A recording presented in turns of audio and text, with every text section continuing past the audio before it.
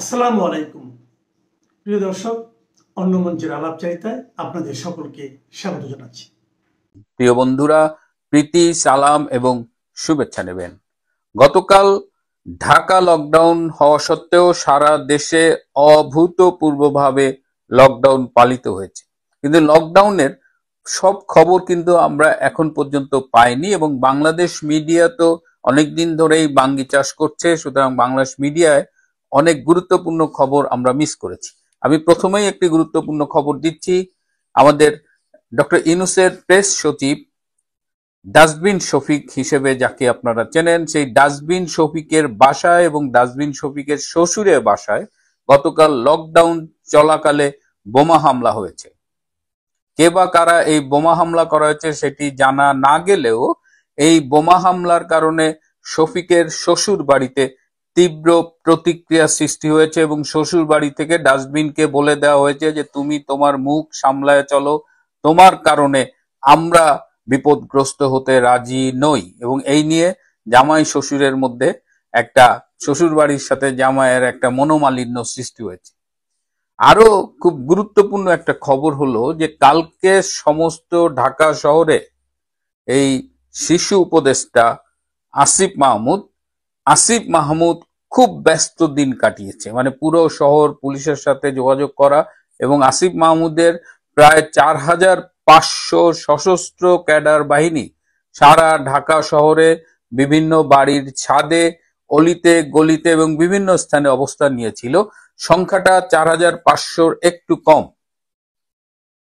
এবং এই যে আসিফের সশস্ত্র ক্যাডার বাহিনী সারা ঢাকায় ছিল এবং তাদের উদ্দেশ্য ছিল যে কোনোভাবে যদি আওয়ামী লীগ মাঠে নামে বা আওয়ামী লীগের সাথে তারা একটা সশস্ত্র যুদ্ধের মাধ্যমে আওয়ামী লীগের যারা নেতাকর্মী থাকবে মাঠে তাদের হত্যা করা, এই উদ্দেশ্যেই তারা সশস্ত্র প্রস্তুতি নিয়েছিল এবং সেই অস্ত্রের মধ্যে AK-47 ছিল এবং এই যে আপনারা বলেন স্নাইপার রাইফেল 7.62 বোরের গুলি, এই সব ছিল তার এই ক্যাডার বাহিনীদের হাতে।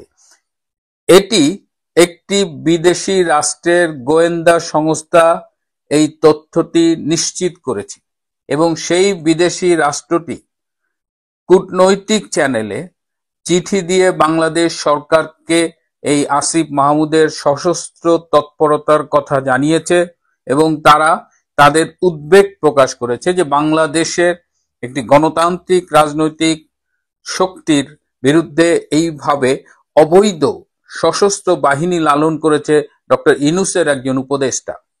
এবং এর পরিপ্রেক্ষিতে এই সশস্ত্র জঙ্গি সর্দার আসিফ মাহমুদের গ্রেপ্তারের দাবি উঠেছে এবং এটি ডক্টর ইউনূসের সরকারের উপরে একটি আন্তর্জাতিক প্রেসার হিসেবে কাজ করছে। এখন দেখা যাক যে ডক্টর ইউনূস এইসব জঙ্গিদের আর কতদিন ধারণ করে রাখতে পারেন। এবং এই যে একজন সরকারের উপদেষ্টা হয়ে এইভাবে মাস্তানি করা, জঙ্গি বাহিনী, সশস্ত্র জঙ্গি বাহিনী নিয়ে ঢাকা শহরে একটি গণতান্ত্রিক আন্দোলনকে ক্ষতিগ্রস্ত করা এবং রক্তাক্ত করার যে পরিকল্পনা, এটি নিয়ে কিন্তু আন্তর্জাতিক মহলে অলরেডি আলোচনা শুরু হয়ে গেছে। আপনারা জানেন যে বাংলাদেশ বিচ্ছিন্ন কোনো দেশ নয়, বাংলাদেশ নিয়ে অনেক দেশেরই আগ্রহ আছে এবং তারা এই বিষয়গুলো নিয়ে আলোচনা করে। এদিকে 3 দিন আগে যে দিল্লিতে লালকেল্লার পাশে যে গাড়ি বোমা বিস্ফোরণ হলো সেটি নিয়ে ভারতের তদন্ত চলছে। ভারত অফিসিয়ালি এখনো অনেক কিছু জানায়নি, কিন্তু ভারতের পররাষ্ট্রমন্ত্রী এস জয়শঙ্কর এবং আমেরিকার পররাষ্ট্রমন্ত্রী মার্কো রুবিও, তাদের মধ্যে গতকাল এটি নিয়ে বিস্তারিত আলাপ হয়েছে এবং এটি ভারতের নিরাপত্তার প্রতি হুমকি এবং সেখানে আমেরিকা কিভাবে ভারতকে সহায়তা করতে পারে এবং এখানে সম্ভাব্য কারা কারা জড়িত, এই বিষয়গুলো নিয়ে বিস্তারিত আলোচনা হয়েছে এই আমেরিকান এবং ভারতীয় পররাষ্ট্রমন্ত্রীদের মধ্যে। আপনারা খেয়াল করেছেন যে কোনো মিডিয়া বলছে, যদিও এটা সরকারি সূত্রে এখনো আমরা জানিনি, অসমর্থিত সূত্র বলছে যে এই দিল্লির ব্লাস্টের পাকিস্তানি জঙ্গি বাহিনী জড়িত এবং তারা বাংলাদেশ ফ্রন্টকে ইউজ করে এই পাকিস্তানের জঙ্গি কার্যক্রম চালাচ্ছে। এবং অনেক সূত্র বলছে যে বাংলাদেশের কেউ বলছে ঢাকা বিশ্ববিদ্যালয়ের 2 জন ছাত্রী, কেউ বলছে আরো 2 জন, মোট 4 জন এই বোমা হামলার সাথে জড়িত। আবারও বলছি যে এটি অসমর্থিত সূত্রে পাওয়া খবর। কাল রাতে, মানে অনেক রাতে, ঘুমোতে যাওয়ার আগে হঠাৎ আমি একটা ফোন পেলাম একজন আন্তর্জাতিক মিডিয়ায় কর্মরত একজন সাংবাদিকের কাছ থেকে, এবং তিনি আমাকে জিজ্ঞেস করলেন যে আপনি কি জানেন যে ডক্টর খলিলুর রহমান, বাংলাদেশের জাতীয় নিরাপত্তা উপদেষ্টা, তিনি এখন ঢাকায় অবস্থান করছেন এবং তার পাসপোর্ট ভারতীয় হাইকমিশনে আছে। আমি তো বললাম, না, ডক্টর খলিল আমরা সোশ্যাল মিডিয়ায় দেখেছি যে তিনি আমেরিকায় গিয়েছেন। সোশ্যাল মিডিয়ায় একটা ছবি দেখা গেল যে তিনি বিজনেস ক্লাসে বসে আছেন, সেটা পরে জানলাম যে সেটা আসলে এআই দিয়ে নির্মিত, এবং যেদিন ওই ছবিটি দেখা গেছে তার পরের দিন বাংলাদেশ ত্যাগ করেছেন ডক্টর খলিল, এবং আমরা জানি যে তিনি আমেরিকায় গিয়েছেন। তো আমি বললাম আমি একটু খোঁজ নিয়ে দেখি। তো ন্যাচারালি আমি সেই রাতেই আমার কিছু বিশ্বস্ত সূত্র আছে, আমি তাদের সাথে যোগাযোগ করলাম এবং একজন আমাকে নিশ্চিত করলেন আমেরিকায় নয়, ডক্টর খলিল আসলে কাতার গিয়েছেন, এবং কাতার গিয়ে তিনি একটি বিদেশি গোয়েন্দা সংস্থার 9 জন কর্মকর্তার সাথে মিটিং করেছেন। এটা খুব ইন্টারেস্টিং যে বিদেশি সংস্থার 9 জন কর্মকর্তার সাথে তিনি মিটিং করেছেন, এবং তিনি চেষ্টা করেছেন, সেই বিদেশি গোয়েন্দা সংস্থাটা হলো র, ভারতীয় রয়ের 9 জন কর্মকর্তার সাথে ডক্টর খলিল কাতারে মিটিং করেছে, সিরিজ বৈঠক করেছে। তিনি ভারতীয় কর্তৃপক্ষকে কনভিন্স করার চেষ্টা করছেন যেন বাংলাদেশে ভারত কোনো ব্যবস্থা না নেয়। এই যে গাড়ি বোমা বিস্ফোরণ, এবং সেখানে যদি বাংলাদেশের সম্পৃক্ততা পাওয়া যায়, ভারত তদন্ত করে যদি নিশ্চিত হয়, তাহলে একটা আশঙ্কা থেকে যায় যে ভারত হয়তো বাংলাদেশে সার্জিক্যাল স্ট্রাইক করতে পারে। ভারতের দিল্লিতে ভারত মহাসাগরীয় অঞ্চলের জাতীয় নিরাপত্তা উপদেষ্টাদের একটা সম্মেলন হবে। এটা কলম্বো সিকিউরিটি কনক্লেভ। এই যে ভারত সাগরের যে মহাসাগরীয় অঞ্চল, যেটা সেখানে 5টি দেশ, ভারত, বাংলাদেশ, শ্রীলঙ্কা, মালদ্বীপ, মরিশাস, এই 5টি দেশের একটা সিকিউরিটি কনক্লেভ, তাদের সেই সব দেশের জাতীয় নিরাপত্তা উপদেষ্টাদের একটা কনফারেন্স হবে এই 20শে নভেম্বর, এবং সেটিতে যোগ দেওয়ার জন্য 19শে নভেম্বর ডক্টর খলিলের দিল্লি যাবার কথা। এমনিতেই বাংলাদেশের সাথে ভারতের কূটনৈতিক পর্যায়ে যোগাযোগ খুব কম। ইনি দ্বিতীয় উপদেষ্টা যিনি ভারত যাচ্ছেন। এর আগে ফয়জুল কবির বলে একজন উপদেষ্টা আছেন, তিনি গিয়েছিলেন।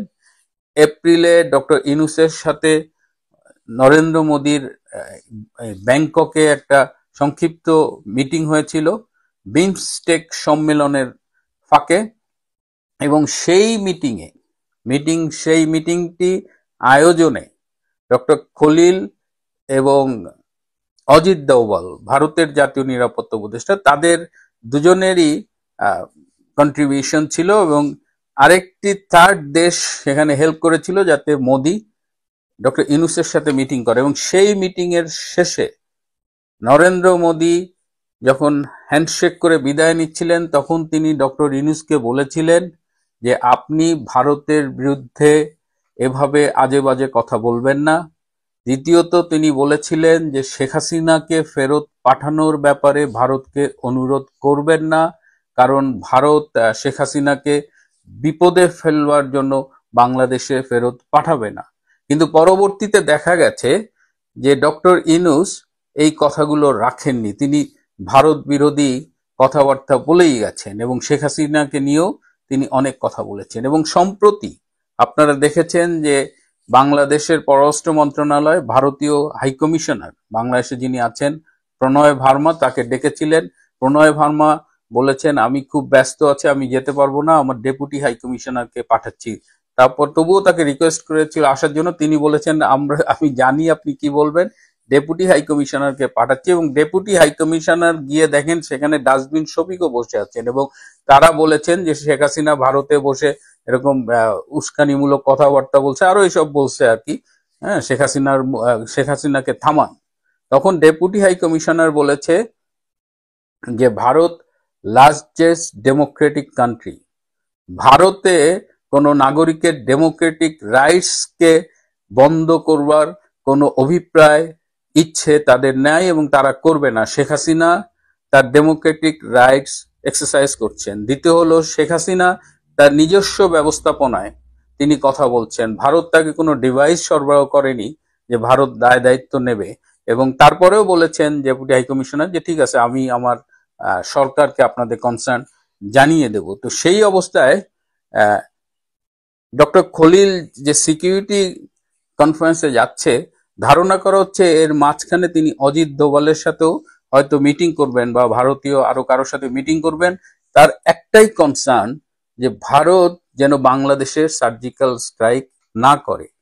এদিকে আমরা জানছি যদি বাংলাদেশের সম্পৃক্ততা পাওয়া যায় তাহলে ভারত বাংলাদেশের সার্জিক্যাল স্ট্রাইক করবে, এবং এই সার্জিক্যাল স্ট্রাইক গুলো খুব প্রিসাইজ, তারা টার্গেট ঠিক করে রেখেছে।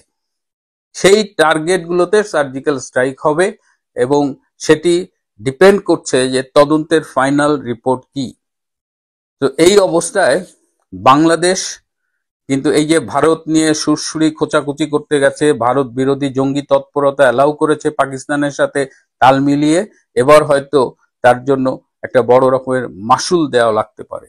খারে খা, চেটে পুটে খা, লুট করে খা, যে যেভাবে পারিস একেবারে ফিনিশ করে খা। এই দেশটা একেবারে মগের মুল্লুক না, মবের মুল্লুক, মগের মুল্লুক, যে যেভাবে পারে। ডক্টর ইউনূস অন্তর্বর্তীকালীন সরকারের প্রধান উপদেষ্টা ক্ষমতায় আসার পর তিনি কি করলেন? লোক পান না, উনি লোক পান না। সব মানে শেখ হাসিনার কাজের লোক কোটিপতি হয় বা রাজনৈতিক দলের দোষ। ওনার লোকজন কোটিপতি যারা আছেন, সব আশেপাশে কোটিপতি, তাদের মধ্যে থেকে তার গ্রামীণের রিলেটেড যারা আছে, এই যে স্বাস্থ্য উপদেষ্টা নূরজাহান বেগম, স্বাস্থ্যের জানেন না তিনি এখন স্বাস্থ্য উপদেষ্টা। স্বাস্থ্য মন্ত্রণালয় ডুবতে ডুবতে আর ডুবে না। তারপরে লামিয়া মুর্শিদ, তার এনজিওর মানুষ, তার কি যেন এলজিডি বিষয়ক কি যেন একটা পোস্ট তৈরি করেছে, আমরা বুঝি না, আমাদের দাঁত ভেঙে যায় এসব শুনলে, সাধারণে বুঝবে না আর কি। তারপর তার পরিবারের আরও মেম্বাররা, তার ঘনিষ্ঠ মহল এবং যারা দেশ বিদেশে তার পরিচিত, তার সার্কেল, সবাইকে এনে তিনি বাংলাদেশের প্রধানমন্ত্রী পদ সমতুল্য যে পদটা তার আশেপাশে বসিয়ে দিয়েছেন। এখন এই ঢাকা ইউনিভার্সিটিতে ধার করে চট্টগ্রাম বিশ্ববিদ্যালয় থেকে এনে উপাচার্য বানালেন। সেই উপাচার্যকে এক্সিট দিচ্ছেন উনি, তার আশেপাশের লোকজনকে এক্সিট দিচ্ছেন, নাকি তাদেরকে তিনি আরও বেশি মর্যাদা দিচ্ছেন? কিছু একটা তো ভাবনার আছে। সেই ঢাকা ইউনিভার্সিটির উপাচার্যকে তিনি এখন অ্যাম্বাসেডার করছেন। তিনি আলী রিয়াজ, তার সবচেয়ে বিশ্বস্ততম একজন নিশ্চয়ই, এবং সবচেয়ে বিশ্বস্ততম বলেই তো আলী রিয়াজকে দিয়ে তিনি ঐকমত্য কমিশনের সকল এই যত ভেজাল বিশৃঙ্খলা সেগুলো লাগিয়ে আলী রিয়াজকে তিনি এখন বিশেষ সহকারী করে ফেললেন। মানে আরও আছে, তালিকায় আরও আছে। আমরা একটু ছোট ছোট করে চোখ বলাই, এত লম্বা আপনাদেরকে নিউজ পড়িয়ে আমি বিরক্ত করব না। তবে অবাক করা কাণ্ড, এই কাজগুলোই রাজনৈতিক সরকারগুলো করেছে বলে। সব যোগ্য বলে যে সবাই যোগ্য, সবার সাংঘাতিক যোগ্যতা আছে, শিক্ষা দীক্ষা ব্যাকগ্রাউন্ড, এনজিওতে সফল মানুষ। প্রশ্ন একটাই, তো শেখ হাসিনার ছেলে সজীব ওয়াজেদ জয়, সে অযোগ্য এটা তো খুব কম বলে লোকে, সেও তো যোগ্য। কিন্তু বিতর্কটা উঠেছিল কেন? নিজের ছেলেকে তিনি আইসিটি বিষয়ক উপদেষ্টা তুলেছেন, তার ছেলের সমতুল্য তারও নিশ্চয়ই আছে। ডক্টর ইউনূস তার প্রিয় ভাজন আস্থাভাজন দীর্ঘদিনের সঙ্গী যারা আছে তাদেরকে কেন এখানে বসাচ্ছেন? আর ঢাকা বিশ্ববিদ্যালয়ের উপাচার্যই কেন বাংলাদেশের এত মানুষকে বঞ্চিত করে তিনি অ্যাম্বাসেডর হয়ে গেলেন? ঢাকা বিশ্ববিদ্যালয়ের ভিসি ডক্টর নিয়াজ আহমেদ খানকে ডেনমার্কে বাংলাদেশের পরবর্তী রাষ্ট্রদূত হিসেবে মনোনীত করেছে অন্তর্বর্তী সরকার। তাকে গ্রহণ করতে কোপেনহেগেনে চিঠি পাঠানো হয়েছে। 5 নভেম্বর বিকেলে পররাষ্ট্র উপদেষ্টা মোহাম্মদ তৌহিদ হোসেনের সঙ্গে সাক্ষাৎ করতে যান ঢাকা বিশ্ববিদ্যালয়ের ভিসি। সাক্ষাৎ শেষে ডেনমার্কে পরবর্তী রাষ্ট্রদূতের বিষয়ে প্রশ্ন করলে রিয়াজ আহমেদ খান বলেন, এই বিষয়ে কথা বলতে আসিনি। মানে মিথ্যা কথাও কয় বোধহয়, মানুষের তো এটাই ধারণা হবে, ওই দিনে নিশ্চয়ই তাহলে কথাবার্তা হয়েছে। এরই মধ্যে নিয়াজ আহমেদ খানের নিয়োগের সব প্রক্রিয়া সম্পন্ন করেছে পররাষ্ট্র মন্ত্রণালয়ের এক কর্মকর্তা জানান, ডেনমার্কে তার এগ্রিমও পাঠানো হয়েছে। তারা গ্রহণ করলে তার নিয়োগে কোনো বাধা থাকবে না। ঢাকা এখন তাদের সম্মতির অপেক্ষায় রয়েছে। ঢাকা বিশ্ববিদ্যালয়ের 30তম উপাচার্য হিসেবে দায়িত্ব পালন করেছেন ডক্টর নিয়াজ আহমেদ। এবং এই নিউজটা কিন্তু এর আগেও হয়ে গেছে, এর আগেও মানবজমিন শুধু এই খবর না যে এই নিয়াজ আহমেদকে যে অ্যাম্বাসেডর করা হচ্ছে, সাথে মানবজমিন হেডলাইন করেছিল তারা এখন রাষ্ট্রদূত হওয়ার দৌড়ে। কারা শুনবেন কি হচ্ছিল? ডেনমার্কে বাংলাদেশে পরবর্তী রাষ্ট্রদূত হিসাবে নিয়োগ পাচ্ছেন ঢাকা বিশ্ববিদ্যালয়ের ভিসি নিয়াজ আহমেদ চৌধুরী। তাকে গ্রহণ করতে কোপেনহেগেনে চিঠি পাঠানো হয়েছে, এইসব ক্লিয়ারেন্স নেওয়া হয়েছে। দেশি বিদেশি ডিগ্রি, বড় চাকরি, মানে এরপরে আরও আছে, আরও না যে অস্বাভাবিক এসব নিয়োগের প্রস্তাবে আরও যাদেরকে করা হয়েছে আমি সেটা বলি। প্রধান উপদেষ্টার এসডিজি বিষয়ক দূত লামিয়া মুর্শেদ, যার কথা বলছিলাম, আন্তর্জাতিক সম্পর্ক বিষয়ক বিশেষ দূত লুৎফে সিদ্দিকীও, তার বোন হুসনা সিদ্দিকীও, মানে ওই যে তালুই কোটায় শ্বশুর কোটায় বিচারক হয় না, এরকম আর কি, রাষ্ট্রদূত বানাতে চায় অন্তর্বর্তী সরকার। অস্বাভাবিক এসব নিয়োগের প্রস্তাবে রীতিমতো তোলপাড় চলছে সেগুনবাগিচায়, মানে পররাষ্ট্র মন্ত্রণালয়ে। বলা হচ্ছে প্রস্তাবিতদের মেধা যোগ্যতা নিয়ে প্রশ্ন নেই, দেশি বিদেশি ডিগ্রি, বড় চাকরি, বিশাল মাইনে, পারিবারিক ঐতিহ্য সবই আছে তাদের। দীর্ঘদিনের সামাজিক ব্যবসায় তাদের সাফল্য আছে, সেই সব কথাবার্তা রয়েছে তার সফল। এতদিনে তারা অন্তর্বর্তী সরকারের নানান সুযোগ সুবিধা ভোগ করেছেন, এতদিনে এখনও করছেন। প্রশ্ন উঠছে এত কিছুর পরও তাদের রাষ্ট্রদূত হওয়ার খায়েশ কেন? মনে পড়ে যায় সালাউদ্দিন কাদের চৌধুরী কথায় কথায় বলতেন বিএনপির সুবিধাভোগী, বিশেষ করে তারেক রহমানকে ওই ভাইয়া বলে ভাইয়া গ্রুপ তৈরি করে যারা সুবিধা নিত এদেরকে সালাউদ্দিন কাদের চৌধুরী বলতেন যে কি দোধের অগ্র ঘোলের শেষ, কচি পাঠা বৃদ্ধ মেষ, খাইতে বড় মজা। তো এইটা খানেওয়ালা কিছু লোক থাকে এই ডক্টর ইউনূসের আশেপাশে, এই টিমটা খুব সুন্দর করে পত্রিকার পাতায় উঠে আসছে। হ্যাঁ, যে কূটনীতির মতো বিশেষায়িত ক্ষেত্রে পেশাদার কূটনীতিকদের বাইরে 30% নিয়োগের সুযোগ রয়েছে। সরকারি সামরিক বেসামরিক কর্মকর্তা এবং রাজনৈতিক বিবেচনায় অনেকে নিয়োগ পান সেই কোটায়। বিদ্যমান রেশিওতে নতুন করে বাইরের নিয়োগের সুযোগ সীমিত বলে দাবি পেশাদারদের। যাক, এসব বলা হচ্ছে এই যে এই 4 জনকে তাদেরকে নিয়োগ দেওয়ার পায়তারা চলছে, এবং বাংলাদেশে যারা আছেন তারা এতদিন ধরে যারা কূটনীতি হওয়ার জন্য দৌড়েছিলেন তারা তো আর ডক্টর ইউনূস সাহেবের এই নিকটাত্মীয় পরাত্মীয় না। লুৎফে সিদ্দিকীও তার বোন হুসনে সিদ্দিকীর একসঙ্গে রাষ্ট্রদূত হওয়ার প্রস্তাব নিয়ে প্রশ্ন। 2 বোনের রাষ্ট্রদূত বানায় দিবে। লামিয়া মোর্শেদের পছন্দ ইউরোপ, সরকার কোথায় দিবে তা না, লামিয়া মোর্শেদের পছন্দ কোনটা? প্রধান উপদেষ্টা কার্যালয়ে এলজিডি বিষয়ক মুখ্য সমন্বয়ক ইউনূস সেন্টারের সাবেক নির্বাহী পরিচালক লামিয়া মোর্শেদের পছন্দ ইউরোপ। যদিও সেখানে কোনো ভ্যাকেন্সি নেই, তবে তার সুহৃদরা বলছেন সরকার চাইলে, বিশেষ করে ডক্টর মোহাম্মদ ইউনূসের ওপর তার যে প্রভাব, তাতে ইউরোপ থেকে কোনো দূতকে ফিরিয়ে এনে হলেও সেখানে তাকে পাঠানো বিচিত্র কিছু নয়। মানবজমিন বলছে কি বলছে যে লামিয়া মোর্শেদের ডক্টর ইউনূসের উপর তার যে প্রভাব, মানে ডক্টর ইউনূসের উপর লামিয়া মোর্শেদের যে প্রভাব, তাতে ইউরোপ থেকে কোনো দূতকে ফিরিয়ে এনে হলেও সেখানে তাকে পাঠানো বিচিত্র কিছু নয়। কই যাবেন আপনি? আর সবশেষ আপনারা তো জেনেছেন সেই আলোচিত, সমালোচিত, বিতর্কিত এবং দেশের সংবিধান কাটাছেঁড়ার ওস্তাদ, তিনি হচ্ছেন অধ্যাপক আলী রিয়াজ। আমাকে আজকে একজন প্রশ্ন করছিলেন, ভাই আলী রিয়াজের তো ধর্মীয় উগ্রবাদ নিয়ে অনেক স্টাডি আছে, অনেক বই আছে, উনি এখন এসব নিয়ে কেন কথা বলেন না? ভিন্ন প্রসঙ্গ। যাক, সদ্য মেয়াদ শেষ হওয়া জাতীয় ঐক্যমত্য কমিশনের সহসভাপতি অধ্যাপক আলী রিয়াজকে প্রধান উপদেষ্টা অধ্যাপক মোহাম্মদ ইউনূসের বিশেষ সহকারী পদে নিয়োগ দেওয়া হয়েছে। তিনি উপদেষ্টা পদমর্যাদার বেতন ভাতা ও আনুষঙ্গিক সুযোগ সুবিধা পাবেন। বলেন মাশাআল্লাহ। আজ বৃহস্পতিবার এই বিষয়ে প্রজ্ঞাপন জারি করেছে মন্ত্রিপরিষদ বিভাগ। গত বছর গণঅভ্যুত্থানের পর সরকার প্রথমে 6টি ক্ষেত্রে সংস্কার কমিশন গঠন করে। এর মধ্যে সংবিধান সংস্কার কমিশনের প্রধান করা হয়েছিল যুক্তরাষ্ট্রের ইলিনয় স্টেট ইউনিভার্সিটির রাজনীতি ও সরকার বিভাগের স্টেনিগুইস্ট প্রফেসর আলী রিয়াজকে। সেই কমিশন প্রতিবেদন দেওয়ার পর জাতীয় ঐক্যমত্য কমিশন গঠন করা হয়। প্রধান উপদেষ্টা অধ্যাপক মোহাম্মদ ইউনূস ছিলেন এই কমিশনের সভাপতি, আর সহসভাপতি হিসেবে দায়িত্ব পালন করেন অধ্যাপক আলী রিয়াজ। যাক, এইসব ব্যাকগ্রাউন্ড আমি আর তুলে ধরছি না, আপনাদের বোঝার বাকি নেই। এই এতদিন ধরে যারা মাখন রুটি খেয়েছেন, সেই মাখন রুটিওয়ালারা শেষ মুহূর্তে শেষেও চেটেপুটে খাওয়ার জন্যে লোভ সারতে চান না। এই দেশটা তো তাদের খাওয়ার জন্য, তারা সবাই উড়াল দেওয়া পাখি, উড়ালপঙ্খী, তারা সুযোগ পেলেই উড়াল দিবেন, এরকম একটা সিচুয়েশন। এই জন্যে বিভিন্ন দেশে পকেটগুলো খুঁজে নিচ্ছেন। 2-3 বছর যদি আবার কোনোভাবে থাকা যায়, যদি লামিয়া মোর্শেদ এমন প্রভাব খাটাতে পারেন যে আন্ডারগ্রাউন্ড কিছু হবে না, আন্ডারগ্রাউন্ড কিছু আপোষ মীমাংসা হবে না, সামনে যে দল ক্ষমতায় আসবে সেখানে যদি এমন কিছু করা যায় যে ঠিক আছে বিদেশে আমাদের এই লামিয়া আছে, এই সিদ্দিকি আছে, সেই সিদ্দিকি আছে, তারা যে যে এখানে আছে সেখানে তাদের মেয়াদ পর্যন্ত থাকবে, এই আপোষে রাজি আছো, তাহলে আমরা নির্বাচনটা ঠিকঠাক মতন দিয়ে দিব এই দেশে, এরকম প্রস্তাবও তো হতে পারে। কিন্তু কিছু তো বাংলাদেশে অবাস্তব না, তো সেই পথেই হাঁটছে কি না। এবং এখন আর নীতি নৈতিকতার কথা আসে না, এখন আর নতুন বন্দোবস্তের কথা আসে না, এখন পুরনো বন্দোবস্তই জুতসই। পুরনো বন্দোবস্ত যত থাকবে ততই এই দেশের মানুষকে বোকা বানিয়ে এই দেশের মানুষের টাকা গচ্ছা দিয়ে বিদেশ ঘোরা যাবে, বিদেশে গিয়ে আবার চাকরিও করা যাবে, নিরাপদ সুন্দর জীবন বজায় রাখা। আওয়ামী লীগের লকডাউন কর্মসূচিটা আমার কাছে মনে হয়েছে যে মানে সবাইকে একটু হচকচিয়ে দিয়েছে আর কি। কারণ এটা যে এত সাকসেসফুল হয়ে যাবে আমার ধারণা, এটা মানে আমরা সাধারণ জনগণ তো অনেক দূরের ব্যাপার, আওয়ামী লীগের লোকজনও ঠিক বিশ্বাস করতে পারে নাই। রিয়েলি ভাই এরকম হয়ে গেছে? পুরো ঢাকা শহর প্রায় খালি, লোকজনের চলাফেরা বন্ধ, স্কুল কলেজগুলো বন্ধ, বেশিরভাগ বেসরকারি প্রতিষ্ঠানের অধিকাংশ লোকজন ঘর থেকে কাজ করেছেন, বাড়িতেই ছিলেন, এবং জনপরিবহন বন্ধ ছিল, বাস দেখাই যায় না, রাস্তাগুলা খুবই সবুজ ছিল, মানে গুগল ম্যাপে কোথাও লাল দেখা যায়নি। এই যখন অবস্থা, তখন এটা মানতেই হবে যে কোনো না কোনোভাবে জনসমর্থনটা প্রমাণ করতে পেরেছে আওয়ামী লীগ।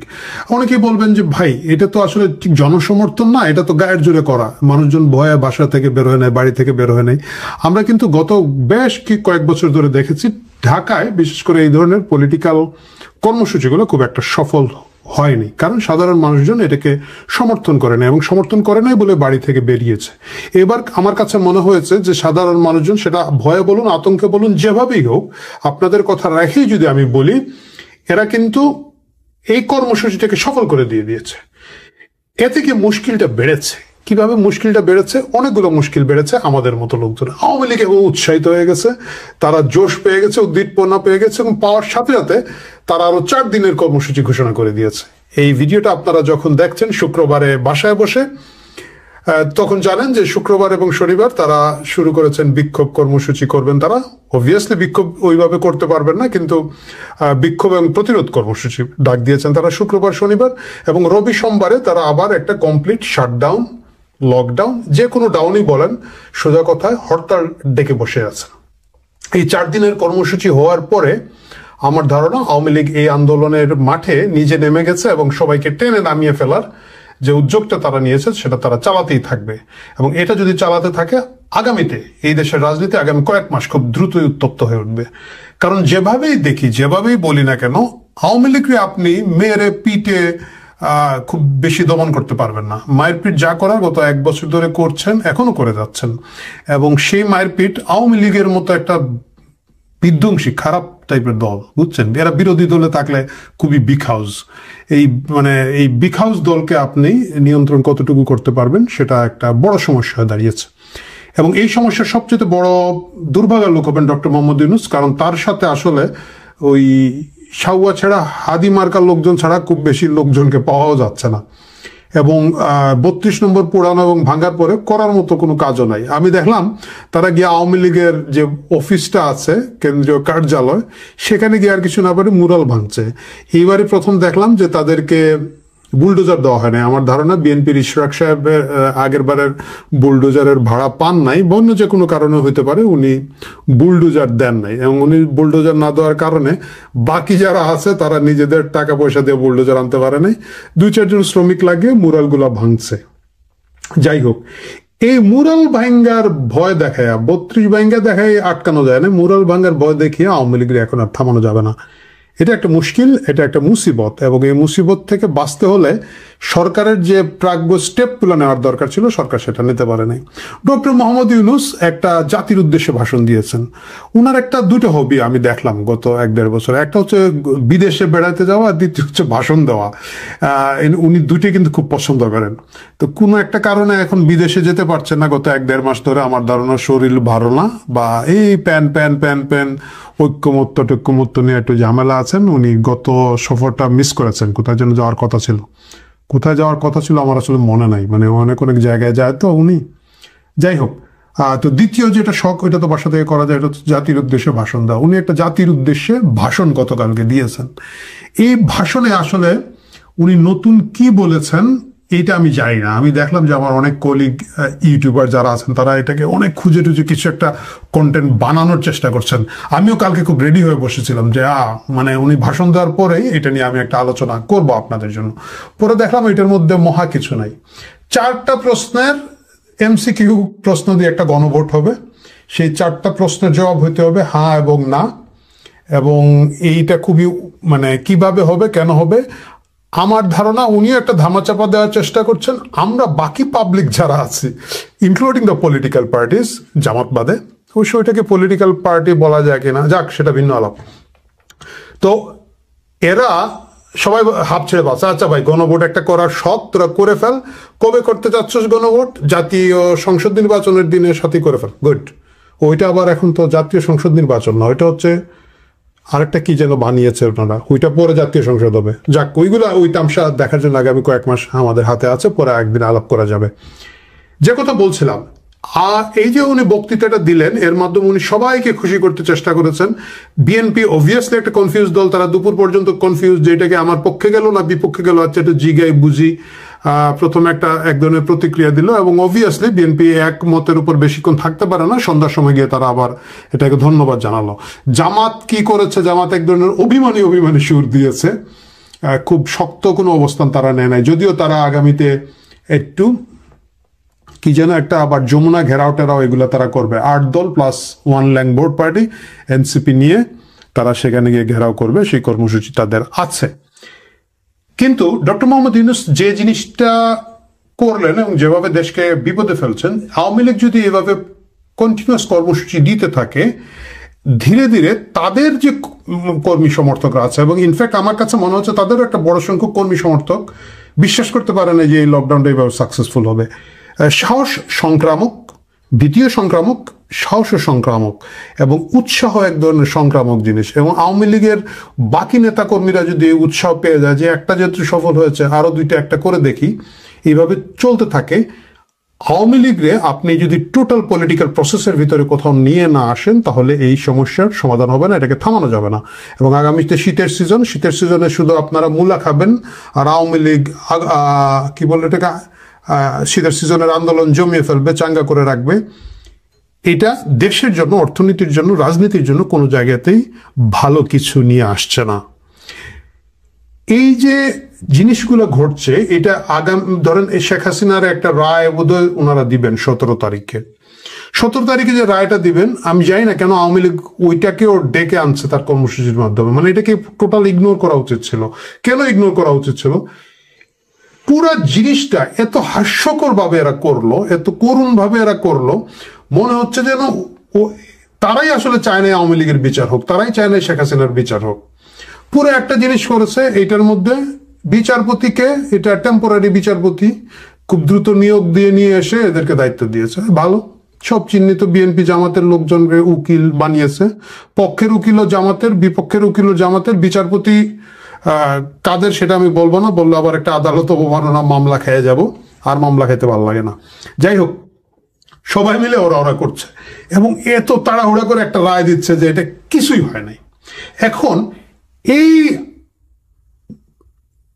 আদালতে, যদিও এই আদালত না, মানে এই আদালত যখন সত্যিকারের আদালত ছিল, আপনি দেখবেন যখন যুদ্ধাপরাধীদের বিচার হয়, কমপ্লিট একটা দীর্ঘস্থায়ী প্রসেসের মধ্যে দিয়ে গেছে। ইভেন আমরা যারা যুদ্ধাপরাধীদের বিচারের আন্দোলনের সামনে ছিলাম, সোচ্চার ছিলাম, আমরা পর্যন্ত এটা নিয়ে আওয়ামী লীগকে গালাগালি করেছে তখন কিন্তু, এবং ইনফ্যাক্ট ওই গালাগালিরই একটা প্রক্রিয়া শাহবাগের জন্ম, কিন্তু আমরা গালাগালি করেছি। কারণ আওয়ামী লীগ 2008 ডিসেম্বরের নির্বাচনে এসেছে, 9, 10, 11, 12, 13 সালে গিয়ে কিন্তু প্রথম রায়টা হলো। এটা হচ্ছে মানে যে রায়ের উপরে বিক্ষোভ হলো, কাদের মোল্লার রায়। 5 বছর সময় লেগেছে। এবং এই সময়ে জামাতে ইসলামীকে, যুদ্ধাপরাধী সব রাজাকারকে, তাদের নিজেদের পছন্দের আইনজীবী, এই তাজুল সহ আরেকজন ছিলেন ব্যারিস্টার রাজ্জাক সহ, বিশাল উকিলের দল নিয়ে ইচ্ছা মতো তাদেরকে যুক্তিতর্ক উপস্থাপন করার সুযোগ দেওয়া হয়েছে, সময় চেয়েছে, মামলাকে দীর্ঘায়িত করার চেষ্টা করা হয়েছে। এটা নিয়ে পত্রিকায় প্রচুর লেখালেখি হয়েছে, টকশোতে কথা হয়েছে যে এরা ইচ্ছা করে এই আর কিগুলা করছে। কিন্তু বিচারের স্বার্থে, সুষ্ঠু এবং সুন্দর বিচারের স্বার্থে এই ধৈর্য তখনকার সরকার দেখিয়েছে, তখনকার জনগণ দেখিয়েছে, এবং 5 বছরের মাথায় গিয়ে রায়গুলো হওয়া শুরু হয়েছে। আর এইখানে আমরা কি দেখলাম, এইখানে তো বোধহয় মামলাই বোধহয় শুরু হলো মাত্র কয়েক মাস আগে, এবং তাড়াহুড়া করে করছে। তো এটা অবশ্য এখন এআই এর যুগ, আমার ধারণা এআই দিয়ে রায় লিখে ফেলেছে, রায় একটা লিখে দিয়ে দিয়েছে। আওয়ামী লীগের উচিত ছিল এটাকে পুরোটা ইগনোর করে যাওয়া। এই হাস্যকর আদালতের এগেনস্টে তাদের কোনো রিয়াকশন দেওয়া উচিত ছিল না, কারণ এই সরকার আওয়ামী লীগরা বলে নাই যে তোমাদের বিচার করবো বা শেখ হাসিনার বিচার করবো, তোমরা উকিল দিতে চাও কিনা, আইনজীবী দিতে চাও কিনা। ইনফ্যাক্ট জেডাই খান পান্না স্বপ্রণোদিত হয়ে, এনিওয়ে যাক, শ্রদ্ধাভাজন বয়স্ক মানুষ না বলি, স্বপ্রণোদিত হয়ে উনিও গিয়েছিলেন পক্ষ হতে। আমি জানি না ওনাকে কে দায়িত্ব দিয়েছিল, উনি নিজে নিজেই গিয়েছিলেন এর পক্ষ হতে। ওনাকেও কিন্তু এখানে যোগ দেওয়ার সময় দেওয়া হয় নাই, সুযোগ দেওয়া হয় না। বলা হয়েছে যে ট্রেন ছেড়ে গেছে, কারণ জেডাই খান পান্না আমরা পছন্দ করি না করি, উনি তো মুক্তিযোদ্ধা। সো কোনো ধরনের মুক্তিযুদ্ধের ঘ্রাণ, গন্ধ, সুবাস আছে এরকম কোনো কিছুকেই এরা এটার ভিতরে ঢুকায় নেই। না ঢুকে তারা এই বিচার করছে। এই বিচারকে কোনোভাবেই কোনো গুরুত্ব দেওয়া, এই রায়ের কোনো প্রতিক্রিয়া, সিরিয়াস প্রতিক্রিয়া দেওয়া, সত্যিকারের প্রতিক্রিয়া দেওয়া আমার কাছে মনে হয় যে আওয়ামী লীগের জন্য সুবন প্রয়োজনীয় না।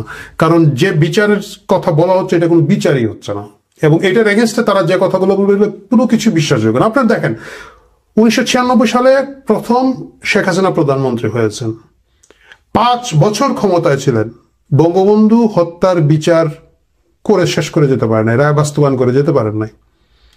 তারা কিন্তু 5 মাসের মাথায় চাইলেই ধরে নিয়ে তখন গুলি করে মেরে ফেলতে পারতো, বা একটা তথাকথিত বিচার করে ফাঁসি দিয়ে দিত। 5 বছর পারেন নাই। তারপরে কি হচ্ছে, বিএনপি জামাত জোট সরকারে এসেছে, তারপরে এই 5 বছর কিন্তু হাইকোর্টে এই বিচারগুলো ঝুলে গেছে, অনেক আন্দোলন সংগ্রাম হয়েছে, কিছুই হয় নাই। আবার আওয়ামী লীগ যখন 111-এর পট পরিবর্তনের পরে ক্ষমতা এসেছে, আবার বিচারিক প্রক্রিয়া, প্রসেস ধাপে ধাপে শেষ করে তারপরে মৃত্যুদণ্ডগুলো কায়েম করেছে বা এই মৃত্যুদণ্ডগুলো কার্যকর করেছে। এই জায়গাটায় এসে ওই বিচারের স্ট্যান্ডার্ডটা নিয়েই তাদের আসলে কথাবার্তা বলা উচিত ছিল। এখন এই যে কি প্রাণী আছে লাফায় লাফায় চলে, পেটের মধ্যে ব্যাগ, না না তাজুল ইসলাম না, তাজুল ইসলাম তো হচ্ছে জিয়ার নাম, উকিলের নাম, ক্যাঙ্গারু, হ্যাঁ, ওই ক্যাঙ্গারু কোর্টের বিষয়ে প্রতিক্রিয়া না দিয়ে তারা তাদের মতো যে আন্দোলন চালাচ্ছে, সেই আন্দোলন তারা যদি তাদের মতো করে চালিয়ে নিয়ে যায়, আমি আপনি দর্শক আমরা বসে বসে দেখতে থাকবো আগামীতে কোথাকার পানি কোথায় গিয়ে গড়ায়। এই পুরো ঘটনার মধ্যে একটা জিনিস আমার কাছে খুবই সিগনিফিকেন্ট লেগেছে, এটা বলে আমি আজকে শেষ করব। একজন তরুণ না, একজন কিশোর, ক্লাস 9-এর ছেলে, প্রচন্ড মেধাবী একটা ছেলে,